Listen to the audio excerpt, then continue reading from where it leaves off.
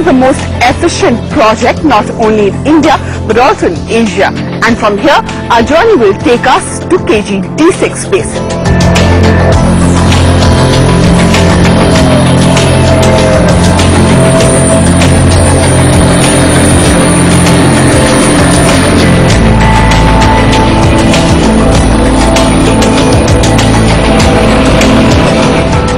The entire controversy has revolved around who gets the natural gas extracted here.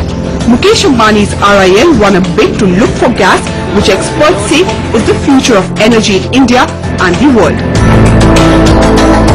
The deal included RIL getting 85% of gas until it recovers its investment of 50,000 crores. After that, RIL gets just 15% of the gas and 85% goes to the government. The government devised a pricing system for the same.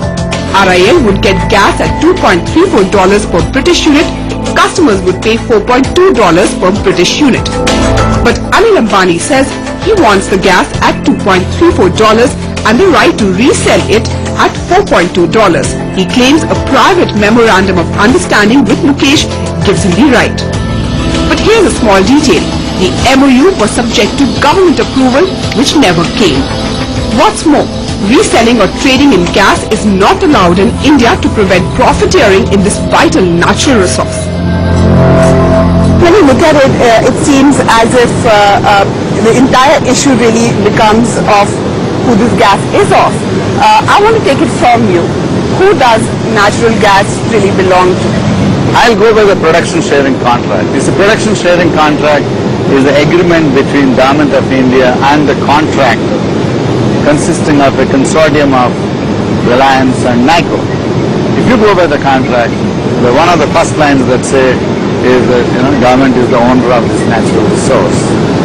So I don't see any controversy. The contract is very clear. Government continues to remain the owner of this resource. We are a contractor and we take the risk and put in all the investments. Government doesn't take any risk, doesn't put in any investments. And if we are successful in finding gas, we have to put in more investment to produce the gas, and then by selling gas we recover our investment and then we share the profits with the government. Let's get back to trading of gas. Now that has been in headline news because ADAG has been saying that, well, if they don't have a power plant, they want to trade in gas. This, for my mind, this would mean that anybody in the industry should also be allowed to trade in gas.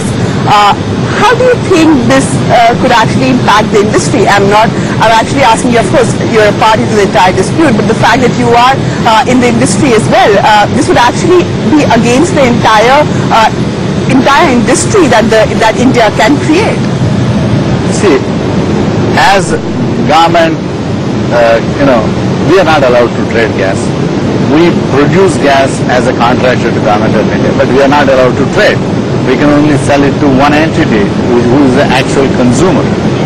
Now, if I am allowed to trade, because I know that I can sell this gas at a much higher price, I can easily sell it to somebody else who may not be at an arm's length basis, and then he can in turn sell it at market price, which means somebody in between is making the arbitrage and making the difference between the government determined price and the market price, because the spot gas is being sold at a much higher price and there is a demand for gas at higher price.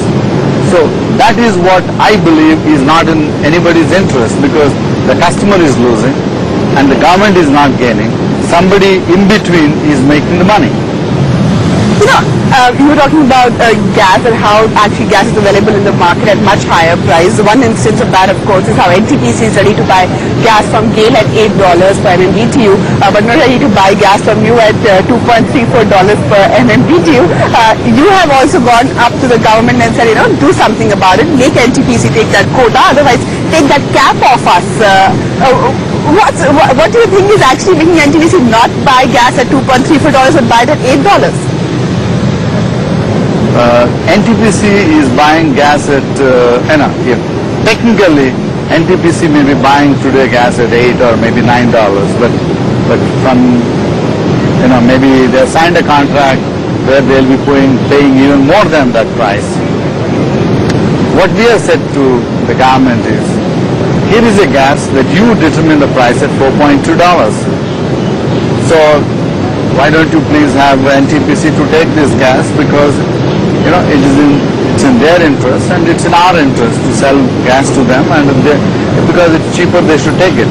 But I understand they've got a legal advice saying that they should not be buying the gas. I mean, I cannot comment on any legal advice, but I do hope the lawyers know the cost of their advice. Anil's hunger for cheap gas rests on the fact that he had made up to 3 lakh crore from it. As part of his battle, he's accused RIL of inflating the cost of this project. The government and private analysts don't agree.